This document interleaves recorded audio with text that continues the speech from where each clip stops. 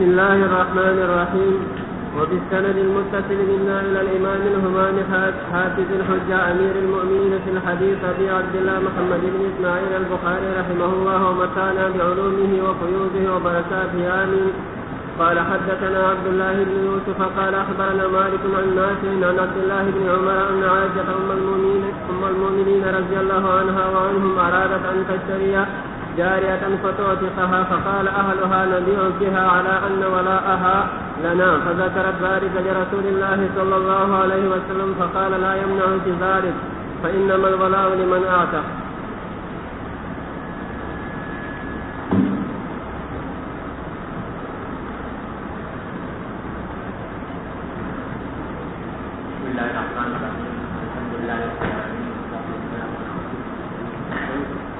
وعلى آله وصحبه أجمعين. أما بعد، یہ حدیث کل ہم نے پڑھ لی تھی. اس میں حضرت عائشہ رضی اللہ تعالیٰ عنہ نے حضرت بریرہ کو خریدنا چاہا تو اس کے مالکوں نے یہ شرط لگائی تھی کہ اس شرط پر ہم آپ کو دے رہے ہیں کہ جب آپ اس کو آزاد کریں گی تو اس کی بلا ہمیں آپ نے نبی کریم صلی اللہ علیہ وسلم سے پوچھا تو آپ نے فرمایا کہ شرط لگا لو، لیکن شرط کا کوئی اعتبار نہیں ہوگا کیونکہ شریعت کا قاعدہ یہ ہے کہ بلا اسی کو ملتی ہے جو آزاد کرے، لہٰذا ان کی شرط کا کوئی اس پر اعتبار نہیں ہوگا. شرط لگا لو شرط کوئی بات نہیں، لیکن اس کا اعتبار کچھ نہیں. یہاں مسئلہ گزر بحث آتا ہے وہ یہ کہ اگر بیع کے اندر کوئی شرط ایسی لگا دی جائے جو مقتضائے عقد کے خلاف ہو تو اس کا کیا حکم ہے؟ بیع کے اندر کچھ باتیں تو ایسی ہیں کہ جو بیع کے کا لازمی تقاضا ہے. مثلاً یہ کہ بیع کے نتیجے میں مشتری کے ذمہ ثمن واجب ہو جاتی ہے اور مزید کی ملکیت منتقل ہو جاتی ہے مشتری کی طرف اور مشتری کو قبضہ لینے کا حق حاصل ہو جاتا ہے. یہ وہ باتیں ہیں کہ جو عقد کے لازمی تقاضے ہیں. یہ تو ظاہر ہے کہ بیع جب ہوگی تو یہ سارے تقاضے پورے ہوں گے. لیکن اگر بائع بیچتے وقت کوئی ایسی شرط لگائے جو مقتضائے عقد کے خلاف ہو، مثال کے طور پر مکان بیچا ہے اور بائع شرط لگائے کہ میں 6 مہینے میں اس مکان کے اندر پہلے گزراؤں گا پھر آپ کو قبضہ ہوگا، تو یہ شرط جو ہے یہ مقتضائے عقد کے خلاف ہے. کیونکہ مقتضائے عقد یہ تھا کہ جب بیع ہو گئی تو اس کا قبضہ مشتری کی طرف منتقل کیا جائے. اب یہ شرط لگا لینا مقتضائے عقد کے خلاف ہے. تو اس قسم کی کوئی شرط یا کوئی مثلاً جانور بیچا اور اس پر یہ کہے کہ کوئی شخص سے میں اس شرط پر اس کو بیچتا ہوں کہ 2-3 مہینے تک میں خود استعمال کروں گا اس جانور. تو یہ جو شرط لگائی جا رہی ہے آیا یہ شرط جائز ہے یا نہیں اور معتبر ہوگی یا نہیں، اس میں فقہائے کرام کا اختلاف رہا ہے. بعض فقہا تو یہ کہتے ہیں کہ شرط لگا لینے میں کوئی مذاہرہ نہیں، کوئی بھی شرط لگا لے بائع تو اس شرط کا اعتبار ہوگا اور بیع اسی شرط کے ساتھ نافذ ہوگا. اور وہ اس میں مثلا علامہ امام ابن شبرمہ رحمۃ اللہ علیہ کوفے کے مشہور قاضی بھی رہے ہیں. ان کا مطلب یہ ہے کہ ہر قسم کی شرط جائز ہے اور نہ صرف جائز ہے بلکہ اس شرط کو شرعاً معتبر بھی مانا جائے گا اور یہ بیع پر لازم بھی ہوگا. دوسرے بات کو کہا یہ کہتے ہیں جیسے امام ابن ابی لیلہ رحمہ اللہ، وہ اس بات سے قائل ہیں کہ اگر کوئی شرط مقتضی عقد کے خلاف لگائی گئی ہے تو بیع تو صحیح ہو جائے گی لیکن شرط باطل ہو جائے گی اور شرط کا اعتبار نہیں ہوگا شرع، یعنی بیع کے لیے شرط کی پابندی لازم نہیں ہے۔ اور تیسرا مسلک امام ابو حنیفہ رحمۃ اللہ علیہ کا ہے، وہ فرماتے ہیں کہ شرط لگا لینے سے اگر کوئی شرط مقتضی عقد کے خلاف لگا لی گئی ہے اور وہ شرط ایسی ہے جو جس میں متعاقدین کا نفع ہے یا معقود علیہ کا نفع ہے، تو اس صورت میں وہ شرط بھی فاسد ہو جائے گی اور بیع بھی فاسد ہو جائے گی۔ سمجھ گئے؟ امام ابن خزیمہ رحمۃ اللہ علیہ استدلال کرتے ہیں حضرت جابر رضی اللہ تعالیٰ کے واقعے سے جو پیچھے آپ پڑھ کر آئے ہیں کہ نبی کریم صلی اللہ علیہ وسلم نے خود سے اونٹ خریدا تھا، اور اس میں بعض روایات میں یہ الفاظ آتے ہیں کہ وَاشْتَرَطَ حِمْلَانَهُ لِلْمَدِينَةِ، کہ آپ حضرت جابر نے شرط لگائی تھی بیع کہہ کر کہ میں بیچ تو رہا ہوں لیکن مدینہ منورہ تک میں ہی سواری کروں، تو یہ شرط لگانا کیا ہے مقتضی عقد کے خلاف تھا، اور نبی کریم صلی اللہ علیہ وسلم نے اس کے باوجود بیع فرما لی، خرید لیا وہ، اور اس کے بعد پھر اس شرط کی پابندی بھی فرمائی۔ حضرت جابر کو یہ موقع دیا کہ وہ اسی اونٹ کے اوپر سوار ہو کر مدینہ منورہ تک جائے۔ یاد ہے نا واقعہ؟ جی، تو یہ دلیل ہے ابن خزیمہ رحمۃ اللہ علیہ کی، جو یہ کہتے ہیں کہ بیع بھی جائز اور شرط بھی جائز۔ اور حضرت ابن ابی لیلہ جو یہ کہتے ہیں کہ بیع تو جائز ہو جاتی ہے لیکن شرط فاسد ہو جاتی ہے، شرط کا جو پر عمل نہیں ہوگا، وہ حضرت بریرہ کے واقعے سے استدلال کرتے ہیں کہ یہاں حضور اکرم صلی اللہ علیہ وسلم نے فرمایا کہ اشترطی لہم الولاء، آپ ولا کی شرط لگا لو لیکن اعتبار اس شرط کا نہیں ہوگا، اور ولا اسی کو ملے گی جس نے کہ آزاد کیا، تم جب خرید کر کے آزاد کرو گی تو پھر اس کے بعد ولا تمہیں ہی ملے گی۔ تو یہاں آپ نے بیع کو جائز قرار دیا اور شرط کو فاسد قرار دے دیا، یہ ابن ابی لیلہ کا استدلال ہے۔ امام ابو حنیفہ رحمۃ اللہ علیہ کا استدلال جو ہے وہ اس حدیث سے ہے جو ترمذی میں آئی ہے کہ نہا رسول اللہ صلی اللہ علیہ وسلم عن بیع و شرط، آپ نے ایسی بیع سے بیان فرمایا جس میں کوئی شرط لگائی گئی، سمجھے نا؟ تو اور جہاں تک حضرت جابر کے واقعے کا تعلق ہے اس کے بارے میں آپ آگے خود پڑھیں گے، امام بخاری نے کتاب الشروط میں ذکر کیا ہے کہ یہ روایتیں مختلف طریقے سے آئی ہیں۔ بعض روایتوں میں یہ مذکور ہے کہ جب حضرت نبی کریم صلی اللہ علیہ وسلم نے حضرت جابر سے اونٹ خریدا تو اس وقت حضرت جابر نے شرط لگائی کہ میں اس شرط پر بیچتا ہوں کہ مدینہ منورہ تک سواری کروں گا، لیکن بعض روایتیں ایسی ہیں کہ جن میں شرط کا لفظ نہیں ہے،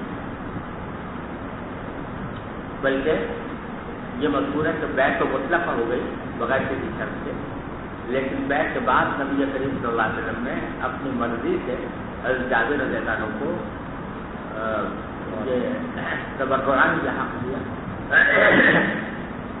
کہ تم اس پر مدینہ منورہ تک سواری کرو، سمجھے نا؟ تو حنفیہ اور جمہور حنفیہ کا کہنا یہ ہے کہ یہ جو وہ روایتیں راجح ہیں جن میں شرط کے الفاظ نہیں ہیں، اگرچہ امام بخاری رحمۃ اللہ علیہ نے ان روایتوں کو راجح قرار دیا ہے جن میں شرط کے الفاظ ہیں، لیکن حنفیہ یہ کہتے ہیں کہ وہ روایتیں راجح ہیں کہ جن میں شرط کے الفاظ نہیں ہیں، اور اس کی دلیل یہ ہے کہ مسند احمد میں یہی حدیث آئی ہے، اس میں یہ مذکور ہے کہ جب نبی کریم صلی اللہ علیہ وسلم سے حضرت جابر نے بیع کر لی تو بیع کرنے کے بعد وہ اپنے اونٹ سے اتر کر کھڑے ہو گئے۔ حضور نے پوچھا تم اتر گئے؟ تو حضرت جابر نے عرض کیا جمل، اب تو یہ آپ کا اونٹ ہو گیا، آپ لے لیجیے۔ تو آپ نے فرمایا کہ اللہ کا ظاہر مدینہ کہ نہیں تم مدینہ منورہ تک اس پر سواری کرو. تو اس حدیث نے بالکل واضح طور پر یہ بات بتا دی کہ عقد بیع میں کوئی شرط نہیں تھی، لیکن عقد بیع مطلقاً ہوا تھا اور حضرت جابر نے اسی وجہ سے اس کا فوری قبضہ حضرت نبی کریم صلی اللہ علیہ وسلم کو دینے کی کوشش کی اور خود اس سے اونٹ سے اتر کر کھڑے ہو گئے. لیکن بعد میں نبی کریم صلی اللہ علیہ وسلم نے اپنے طور پر ان کو اجازت دے دی کہ تم مدینہ منورہ تک سواری کرو. تو یہ کوئی شرط نہیں تھی، بغیر شرط سے آپ نے یہ سہولت حضرت جابر کو مہیا فرمایا. سمجھے نا؟ اس روایت یہ جو مسئلہ احمد کی جو روایت میں بتا رہا ہوں اس میں اضطراب کا کوئی احتمال نہیں ہے، برخلاف ان حدیثوں کے جن میں اضطراب کا لفظ آیا ہے. تو اس میں یہ کہا جا سکتا ہے کہ راویوں نے، کیونکہ نبی کریم صلی اللہ علیہ وسلم نے اجازت دے دی تھی مدینہ منورہ تک جانے کی، تو راویوں نے اس کو اس طرح تعبیر کر دیا کہ یہ شرط لگا دی گئی. وہاں یہ تعبیر ہم کر سکتے ہیں، لیکن اس حدیث میں کوئی تعبیر کا امکان نہیں ہے. لہٰذا یہ جو بیع ہوئی تھی یہ درحقیقت بغیر شرط سے ہوئی تھی اور بعد میں تبرع نبی کریم صلی اللہ علیہ وسلم نے ان کو اجازت دی. بات سمجھ گئے؟ اور امام صحابی رحمۃ اللہ علیہ فرماتے ہیں اس حضرت جابر کی حدیث کا جواب امام صحابی نے یہ دیا ہے کہ ارے بھائی اس بحث میں کیا پڑ گئے آپ جابر کی حدیث کے سلسلے میں. حقیقت تو یہ ہے کہ یہ بیع کی ہی نہیں، حقیقی بیع نہیں تھی. نبی کریم صلی اللہ علیہ وسلم نوازنا چاہتے تھے جابر کو، پیسے بھی دینا چاہتے تھے، تو پیسے دینے کا آپ نے بہانہ یہ بنا دیا کہ یہ بیع ہو گیا. ورنہ یہی وجہ ہے کہ جب مدینہ منورہ پہنچے وہ اونٹ لے کر گئے تو آپ پڑھ چکے ہو کہ حضور نے کیا فرمایا کہ جاؤ یہ اونٹ بھی لے جاؤ. تو اونٹ رکھا ہی نہیں حضور اپنے صلی اللہ علیہ وسلم، تو بیع کر کے اس کا مالک بننے کا ارادہ ہی نہیں تھا، میں نوازنے کا ایک بہانہ تھا جس میں یہ طریقہ اختیار کر دیا. لہٰذا یہ حقیقی بیع تھی ہی نہیں، یہ ایک محض چوری بیع تھی. لہٰذا اس سے کوئی مسئلہ مثبت نہیں کرنا چاہیے. اور میں بات ابن ابی لیلہ رحمۃ اللہ علیہ کا استدلال حضرت بریرہ کی روایت سے واقع سے ہے کہ حضور اکرم صلی اللہ علیہ وسلم نے فرمایا کہ بیع کے اندر شرط لگا لو ولاکن ان کے لیے، لیکن اس شرط کا اعتبار نہیں ہوگا. تو بیع کو درست قرار دیا اور شرط کو حاصل کرا. اس کے متعدد جوابات مختلف شراح حدیث میں اور مختلف فقہاء نے دیے ہیں اس استدلال کو، لیکن میرے نزدیک جو صحیح کی توجیہ ہے وہ یہ ہے کہ یہ جو ہم یہ کہہ رہے ہیں نا کہ شرط لگانے سے بیع حاصل ہو جاتی ہے، مقتضیٰ حق کے خلاف کوئی شرط لگائی جائے تو وہ شرط وہ بیع حاصل ہو جاتی ہے. یہ اس شرط کے بارے میں کہا جا رہا ہے کہ جس کا پورا کرنا بندے کے اختیار ہے. سمجھے؟ کوئی ایسی شرط لگا رہا ہے کہ جس کا پورا کرنا بندے کے اختیار ہے. اگر کوئی ایسی شرط لگا دی جائے کہ جس کا پورا کرنا بندے کے اختیار ہی میں نہیں ہے، مثلاً کوئی جب کہتا ہے کہ تمہیں یہ جانور بیچتا ہوں، اس شرط پر بیچتا ہوں تو تم اس کو لے کے آسمان پہ چڑھ جانا، تو آسمان پہ چڑھنا اس کے اختیار میں نہیں. تو ایسی صورت میں یہ شرط جو ہے ایسی ہو جائے گی تعلم یکن، گویا ہے ہی نہیں. تو اس وجہ سے بیع درست ہو جائے گی اور یہ شرط باطل ہو جائے گی. سمجھے نا؟ یا کوئی شخص یہ کہے کہ میں تم کو یہ مکان تو بیچ رہا ہوں لیکن اس شرط پر بیچتا ہوں کہ تمہارے بیٹے اس کے وارث نہیں ہوں. تو بیٹوں کا وارث ہونا، یہ وارث ہونا یا نہ ہونا انسان کے اختیار میں نہیں، یہ شریعت کا حکم ہے. تو اب یہ شرط لگانے سے کیا ہوگا؟ بیع صحیح ہو جائے گی اور یہ شرط باطل ہو جائے گی. تو یہاں پر جو شرط لگا رہے تھے نا وہ کیا چیز کہ ولا ہمیں ملے، یعنی غیر موصف کو ملے. سمجھے نا؟ تو یہ شرط جو ہے ایسی ہے جس کا پورا کرنا بندے کے اختیار میں نہیں، کیونکہ ولا کس کو ملے کس کو نہ ملے یہ تو شریعت کا حکم ہے. اور اس میں کسی شخص کا اپنا اختیار نہیں ہے، لہٰذا یہ شرط ایسی ہے جس کا پورا کرنا بندے سے اختیار میں ہے۔ اس واسطے نبی کریم صلی اللہ علیہ وسلم نے اس کے بارے میں جو فرمایا کہ صحیح ہے لیکن یہ شرط بات میں آ گئی۔ تو یہ توجیہ ہے حضرت بریرہ رضی اللہ تعالیٰ عنہ سے بات۔ اب یہ جو میں نے عرض کیا کہ امام ابو حنیفہ رحمۃ اللہ علیہ کے نزدیک بھی اور شافعیہ مالکیہ کے نزدیک بھی شرط لگانے سے بیع فاسد ہو جاتی ہے۔ اس کی تفصیلات میں ان ائمہ کے درمیان کچھ تھوڑا اختلاف ہے۔ امام شافعی رحمۃ اللہ علیہ کو یہ بات کہتے ہیں کہ شرط کے لگانے سے شرط بھی فاسد اور بیع بھی فاسد ہے، اور یہ حکم بالکل عام ہے، اس میں کوئی استثناء نہیں ہے۔ جب بھی کوئی بیع کا شرط لگائی جائے گی جو مقررہ عقد کے خلاف ہوگی تو بیع فاسد ہو جائے گی، اس کے نزدیک کوئی استثناء نہیں۔ امام ابو حنیفہ رحمۃ اللہ علیہ کے نزدیک کچھ استثناءات ہیں۔ مثلا امام صاحب یہ فرماتے ہیں کہ اگر وہ شرط جو ہے مقتضائے عقد کے اندر داخل تو نہیں ہے لیکن عقد کے ملازم ہے، یعنی اس کے مناسب ہے، عقد کا لازمی تقاضا تو نہیں ہے لیکن عقد کو کرنے کے لیے مناسب شرط ہے، تو اس شرط کا اعتبار ہے۔ مثلا کوئی شخص یہ کہے کہ میں تم کو یہ چیز ادھار فروخت کرتا ہوں اس شرط پر کہ تم مجھے رہن رکھو میرے پاس کوئی رہن رکھو، یہ رہن رکھوانا یہ ملازم ہے، عقد کے ملازم ہے، یہ شرط درست ہے اور بیع بھی درست ہے۔ یا کوئی کہے کہ میں بیع کرتا ہوں، ادھار بیع کر رہا ہوں لیکن کوئی کفیل لے کر آؤ جو یہ کہے کہ اگر تم نے پیسے ادا نہ کیے تو وہ ادا کرے گا، تو یہ کفیل کی شرط بھی کیا ہے؟ ملازم ہے۔ ایک تو یہ استثناء ہے، اور دوسرا استثناء امام ابو حنیفہ کے نزدیک یہ ہے کہ اگر کوئی شخص متعارف ہو گئی ہو بین الزوجین، یعنی وہ شخص اصلاً عقد کے اندر داخل تو نہیں تھی لیکن اس کا اتنا رواج ہو گیا کہ تجار میں وہ متعارف ہو گئی اور کوئی بیع اس کے بغیر عام طور سے نہیں، تو وہ اگر کہ مقررہ عقد کے خلاف ہو تب بھی درست ہو جائے، سمجھے نا؟ اس کی مثال حنفیہ یہ دیتے ہیں کہ جیسے کوئی شخص جوتا خریدتا ہے لیکن جوتا خرید کر یہ شرط لگاتا ہے کہ تم اس میں اس کا پائتابہ بھی لگا کے دو گے، تو پائتابہ جو ہے وہ اس میں لگانا اصل عقد میں داخل نہیں تھا لیکن متعارف ہو گیا لہٰذا چاہیے۔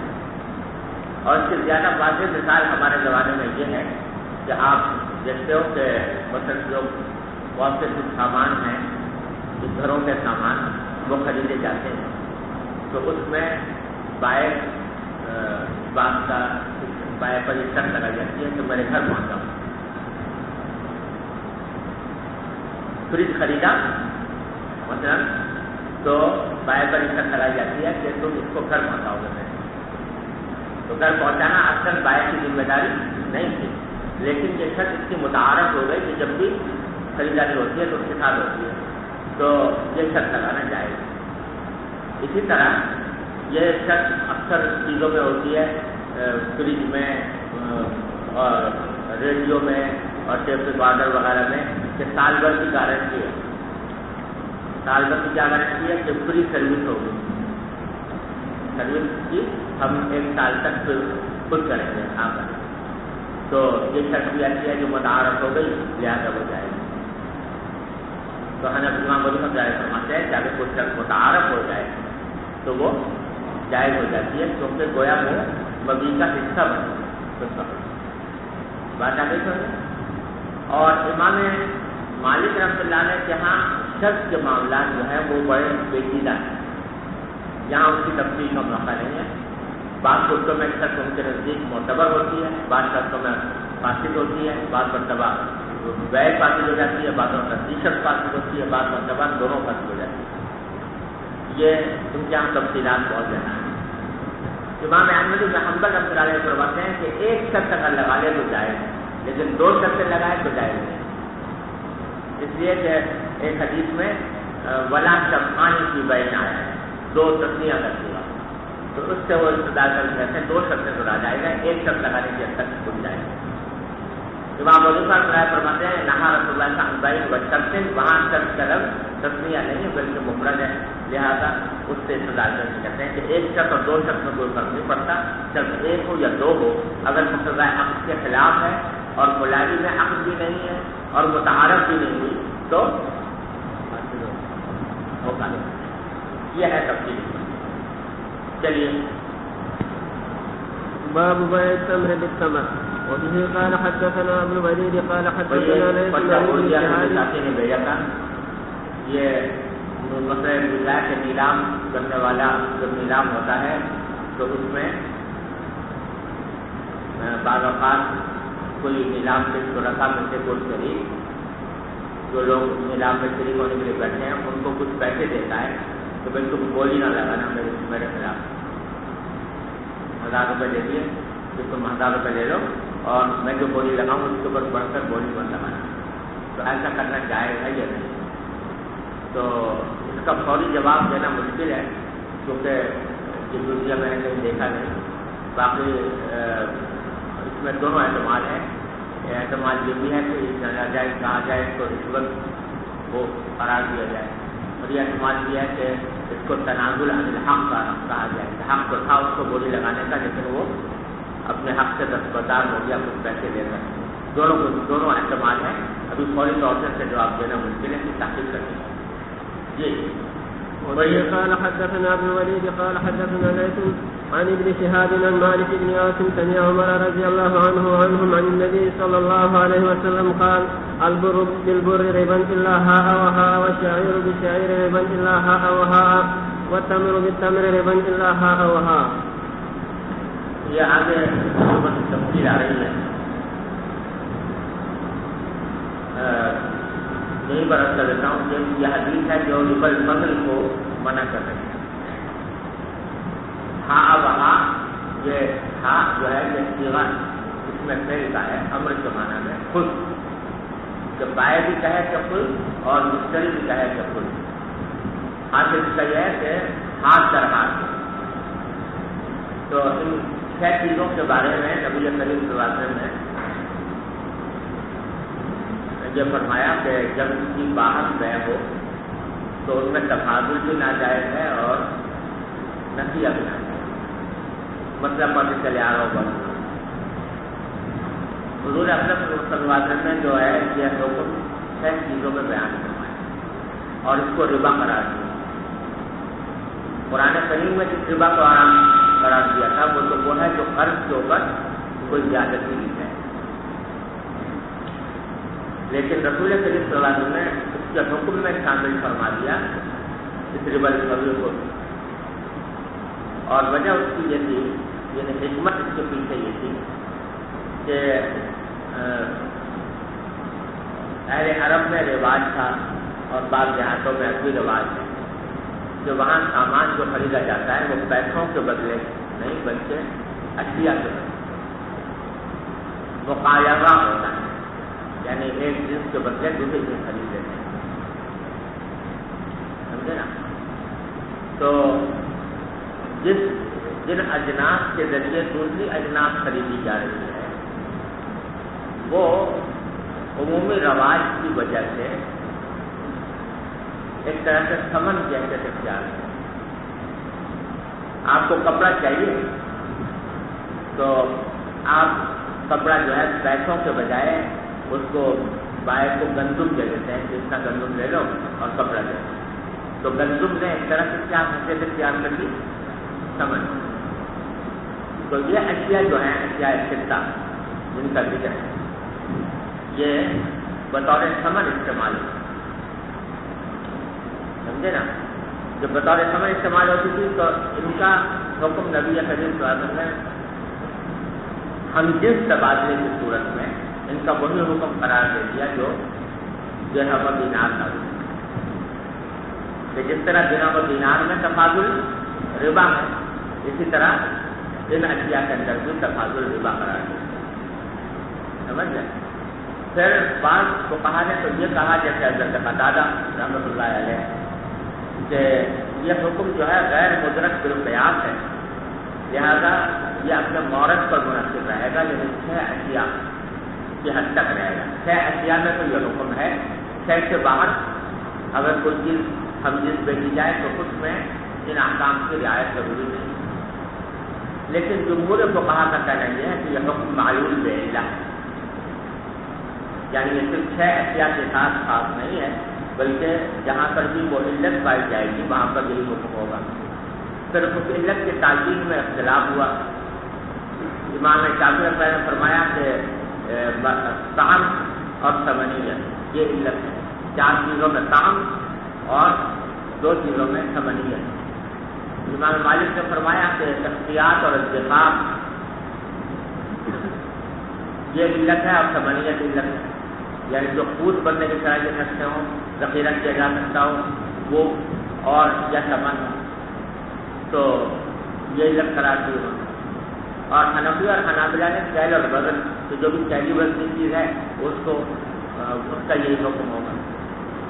اور حنفیہ حنابلہ نے جو کیلی اور وزنی چیز قرار دیا اس کی 2 وجہ ہیں.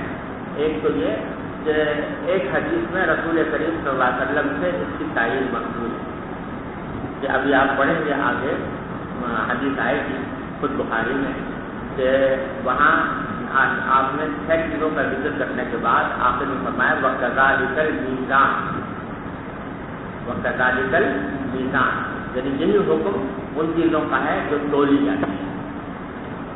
اور یہ حدیث تو یہاں بخاری میں ہے، لیکن یہی حدیث پر مستدرک حاکم میں آئی ہے تو وہاں الفاظ میں وَكَذَلِكَ مَا يُقَالُ وَيُوزَنُ ہے کہ یہ حکم ہر اس چیز کا ہے جو کیل اور وزن کر کے بیچی جائے. تو اس سے یہ دلیل ہے حنفیہ اور حنابلہ کی کہ علت جو ہے وہ کیلی اور وزنی ہونا ہے. باقی کسی کے پاس کوئی دلیل نقص نہیں ہے کوئی کسی کی تعلیم کے اوپر. اور دوسری وجہ یہ ہے کہ کیلی اور وزنی جو ہے یہ علت لینے سے حرمات کا دائرہ زیادہ وسیع ہو جاتا ہے. مطلوبات تو کم ہوتی ہیں لیکن کیلی وزنی بہت ساری چیزیں ہوتی ہیں، تو اس بات سے زیادہ چیزیں حرام، زیادہ چیزوں میں تفاضل حرام ہو جائے گا. تو احتیاط یہی ہے کہ زیادہ چیزوں تک اس کا دائرہ بڑھایا جائے تاکہ کہیں ایسا نہ ہو کہ کسی غیر جائزی میں مبتلا ہو جائے. اس واسطے بھی حنفیہ نے اس کو اختیار کیا. سمجھ گئے؟ چلیے سوال جی جی کرنا ہے جو پچھلا بھی باب پڑا ہے بیگ کے اندر شرط لگانے کے بارے میں، اس میں ابھی جو پچھلا باب پڑا ہے کہ بیگ کے اندر شرط لگائی جائے، کچھ سمجھ نہیں آئے گا. جی پچھلے باب سے متعلق سوال ہے. پچھلے باب کو کل جی پچھلے باب سے متعلق سوال یہ ہے کہ ابھی جو بتایا تھا کہ بیگ کے اندر شرط لگانے میں امام شافعی اور احناف متفق ہیں، لیکن ان کا اختلاف آپس میں ہوتا ہے کہ امام شافعی استثناء نہیں کرتے اور احناف استثناء کرتے ہیں. تو کیا کرے یار، کچھ سمجھ نہیں آ رہا. ذرا مائکروفون سے منہ بالکل ملا کر کے بات کیا کرو، ذرا سا ہٹا کے بات کرو. ہاں جی عرض کرنا ہے کہ ابھی جو پچھلا باب پڑا ہے جس کے اندر یہ کہا گیا تھا کہ امام شافعی اور امام حنیفہ اس باب میں متفق ہیں کہ جو بھی شرط مقتضی اب کے خلاف ہوگی وہ شرط باطل ہے اور بے بھی باطل ہے. لیکن فرق یہ کہ امام شافعی استثناء نہیں کرتے اور امام حنیفہ چند صورتوں کا استثناء کرتے ہیں. اس سے بڑی مراد یہ تھی کہ جو آخری استثناء ہے نا متعارف والا وہ نہیں مانتے امام شافعی، ملائم عقد کو مانتے. یہی پوچھنا ہوں. چل ختم ہو گیا. چل باب بيع الزبيب بالزبيب والطعام بالطعام. وبه قال حدثنا اسماعيل قال حدثني مالك عن نافع عن عبد الله بن عمر رضي الله عنهم ان رسول الله صلى الله عليه وسلم نهى عن المزابنة قال والمزابنة بيع الثمر بالثمر كيلا وبيع الزبيب بالكرم كيلا. یہ مزابنہ کی ممانعت ہے. مزابنہ اس کو کہتے ہیں کہ درخت کے اوپر کھجوریں لگی ہوئی ہیں اور کوئی شخص ان کو بیچتا ہے کچی ہوئی کھجوروں کے مقابلے. جو الگ کھٹی کھجور رکھتی ہیں ان سے ان کو خریدتا ہے اور جو درخت پر لگی ہوئی ہیں ان کو بیچتا ہے. یہ ناجائز ہے. ناجائز کیوں ہے؟ اس لیے کہ جو درخت پر لگی ہوئی ہیں ان کا نہ فعل معلوم نہ وزن معلوم، تو بے جو ہوگی مجازہ وطن ہوگی، اور کھجور کی بے کھجور سے ہو رہی ہوگی، اور کھجور کی بے کھجور سے تفاضل کے ساتھ ناجائز ہے. جب تفاضل کے ساتھ ناجائز ہے تو مجازہ وطن بھی ناجائز ہے، کیونکہ مجازہ وطن میں کبھی بیچی ہونے کا کبھی احتمال ہے، اس لیے میں فرمایا. یہ وبه قال حدثنا ابو النعمان قال حدثنا حماد بن زيد عن ايوب عن نافع عن ابن عمر رضي الله عنهم ان النبي صلى الله عليه وسلم نهى عن المزابنه. قال والمزابنه ان يبيع الثمر بكيل ان زاد فلي وان قطع علي. قال وحدثني زيد بن ثابت ان النبي صلى الله عليه وسلم رخص في العرايا بفرسها.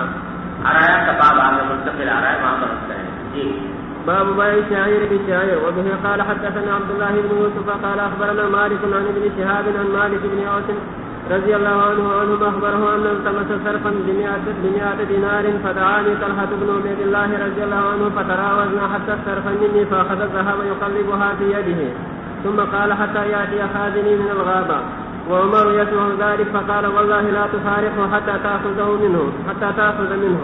قال رسول الله صلى الله عليه وسلم الذهب بالورق ربا إلا هاء وهاء والبر بالبر ربا إلا هاء وهاء والشعير بالشعير ربا إلا هاء وهاء والتمر بالتمر ربا إلا هاء وهاء.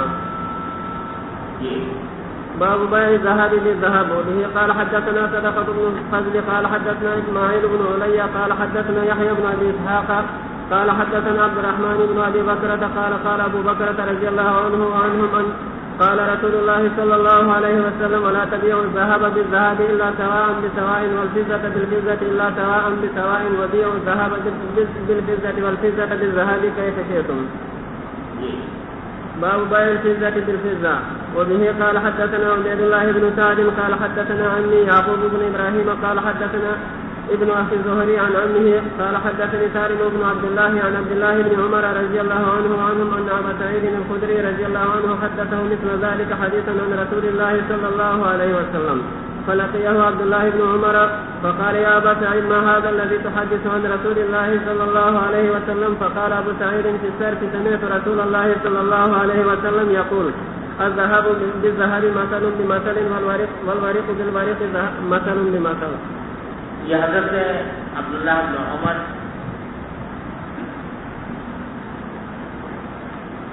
رضی اللہ عنہ کا واقعہ بیان کر رہے ہیں کہ ابو سعید خدری رضی اللہ عنہ نے ان کو اسی جیسی حدیث سنائی رسول اللہ کا.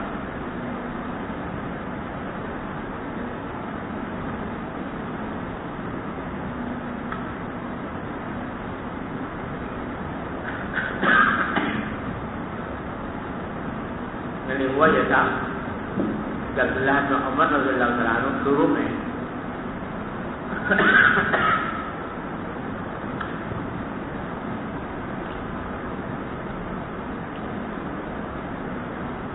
بیع صرف کے اندر تفاضل کی حرمت سے قائل نہیں اور نسیہ کی بھی حرمت سے قائل نہیں. شروع ان کو یہ حدیث نہیں پہنچی تو کسی نے ان کو حضرت ابو سعید خدری رضی اللہ تعالیٰ عنہ کے حوالے سے یہ حدیث سنائی کہ رسول کریم صلی اللہ علیہ وسلم سونے چاندی کو آپس میں ایک دوسرے کے ساتھ تفاضل سے بیچنے کو منع کیا ہے اور نسیہ کو بھی منع فرمایا.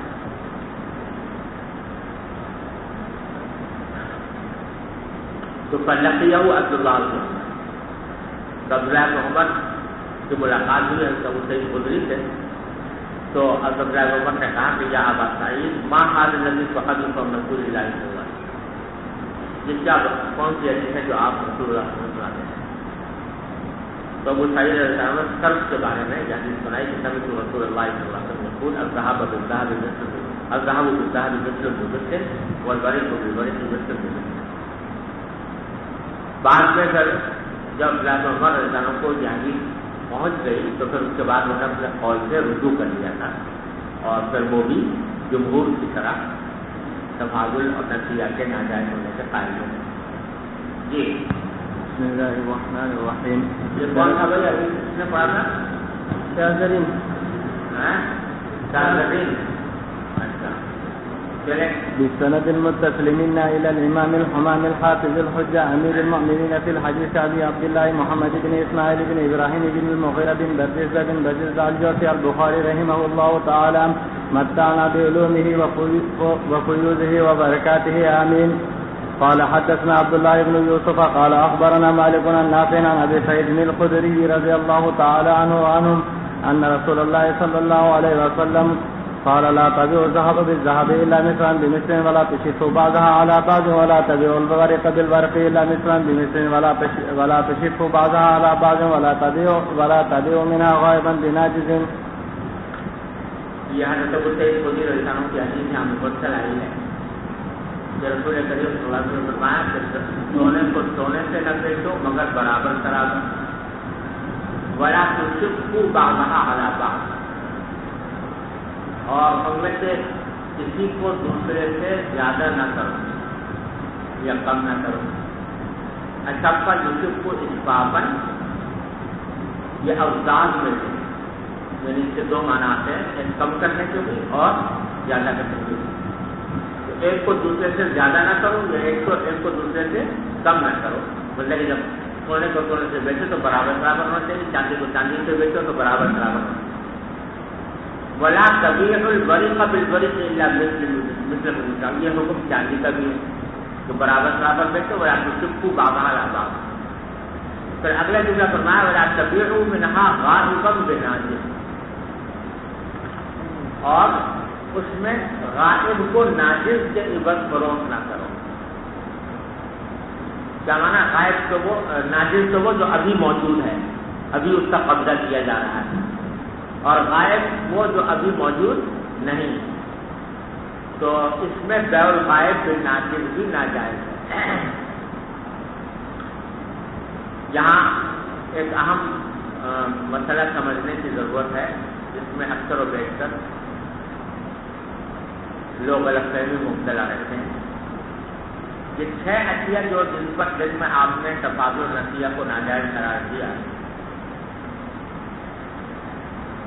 اس میں سے 4 کا حکم کچھ اور ہے اور 2 کا حکم کچھ اور.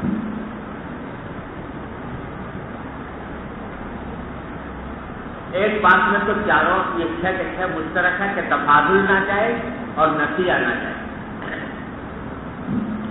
تو نسیہ کے حرمت میں تو سب 6 کے 6 چیزوں میں کوئی فرق نہیں, نسیہ ہر ایک چیز بنا جائے. لیکن بیع الغائب بالناجز وہ 4 چیزوں میں جائز ہے.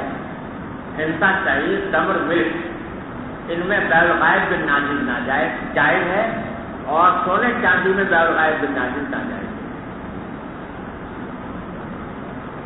دونوں میں ذرا فرق سمجھ لو. نسیہ جو ہوتا ہے, نسیہ اس عقد کو کہتے ہیں جس میں کسی ایک عوض کے بارے میں عقد کے اندر یہ شرط لگائی گئی ہو کہ یہ بعد میں کسی معین تاریخ پر ادا کیا جائے, جس کو بیع معجل بھی کہتے ہیں. سمجھے, میں کتاب آج بیچ رہا ہوں لیکن عقد میں شرط لگی ہوئی ہے کہ قیمت تو مجھے 1 مہینے کے بعد ادا کرنا. یہ کیا ہے؟ نسیہ.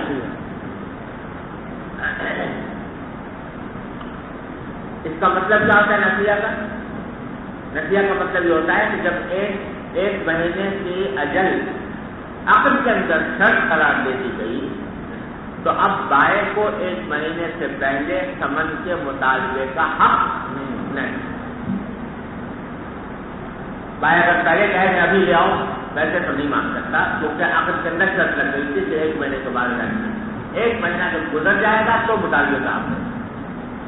یہ کیا ہے؟ بیع معجل ہے یا نسیہ ہے؟ تو نسیہ بھی کہتے ہیں, بیع معجل بھی کہتے ہیں. ایک صورت یہ ہوتی ہے کہ بیع تو ہو گئی مطلق, اس میں کوئی اجل نہیں لگائی, سمجھے؟ اجل کوئی نہیں لگائی گئی، بے حال ہے. لیکن بھائی کہتا ہے بھائی میرا وہ جو تمہیں سامان بیچا ہے وہ میں نے گھر میں رکھا ہوا ہے، تمہیں شام کو لا کے دے دوں گا. مشتری راضی ہو جاتا ہے کسی کے شام کو جاتا ہے. یہ ہے بیع الغائب بالنافع. سمجھے؟ بائر نے بیع کی ایک بوری گندم، اور وہ ایک بوری گندم متعین ہے، یہ بوری بیچی جس پر نمبر پڑا ہوا ہے. سمجھے؟ وہ میں نے تم کو بیچی متعین ہو. اور دوسری طرف سے ایک بوری گندم مشتری نے بائر کو دے دی ابھی. بائر کہتا ہے جو تمہیں مجھے دینی ہے وہ میرے گودام میں رکھی ہوئی ہے، ذرا نوکر آ جائے تو 2 گھنٹے بعد تمہارے پاس مل جائے. تو کہتا ہے ٹھیک ہے. یہ کیا ہوئی؟ بیع الغائب بالناجز کہ ایک طرف کی بوری تو موجود تھی، ناجز تھی، دوسری جو ہے وہ غائب تھی. یہ جائز ہے ہنسا میں، شعیر میں، تمر میں، ملح میں. کیوں جائز ہے؟ اس واسطے کہ اس میں اگرچہ وہ کہہ تو رہا ہے کہ وہاں گودام میں رکھیے 2 گھنٹے بعد یہ شام کو دوں گا، لیکن اگر دوسرا فریق یہ کہے کہ نہیں جی میں تو ابھی لوں گا، ابھی چلو ابھی لوں گا، تو ابھی کا بھی مطالبہ کر سکتا ہے. اجل اس میں کوئی عقد کے اندر شرط نہیں، ابھی مطالبہ کرنا چاہے تو کر سکتا ہے. سمجھ میں آ گئی بات؟ یہ بیع الغائب بالناجز. سمجھ گئے؟ 4 چیزوں میں یہ جائز ہے، لیکن ذهب الفضہ میں جائز ہے. کیوں؟ ذهب الفضہ جو ہیں دونوں میں فرق یہ ہے کہ باقی جو 4 چیزیں ہیں وہ ایسی ہیں جو متعین بالتعیین ہو جائیں، تعیین کرنے سے متعین ہو جائیں. تو جب میں نے اس میں بائر نے کہا کہ وہ بوری نمبر 1 جو میرے گودام میں رکھی ہوئی ہے وہ میں تم کو بیچی، متعین ہو گئی. سمجھ گیا؟ متعین ہو گئی. بقیہ سونے چاندی جو ہے متعین بالتعین نہیں ہوتے. یہ تو معلوم ہے نا آپ کو کہ ایک نوٹ دکھا کر کہہ رہا ہے کہ میں تمہیں 100 روپے کا ایک نوٹ کے عوض خریدتا ہوں، بعد میں وہ نوٹ جیب میں ڈال لے، جو کڑکتا ہوا بڑا زیادہ قسم کا نوٹ تھا وہ جیب میں ڈال لیا، چھڑا بوسا نکال کے دے دیا، تو بھائی یہ نہیں کہہ سکتا کہ میری بیع تو اس کڑکتے ہوئے نوٹ پہ ہوئی. یہ تعین نہیں ہوتی. تو جب تعین نہیں ہوتی تو تعین اس کی کہے کہ ہوتی ہے قبضے. جب کوئی قبضہ کر لے گا تو وہ تعین ہوتا ہے.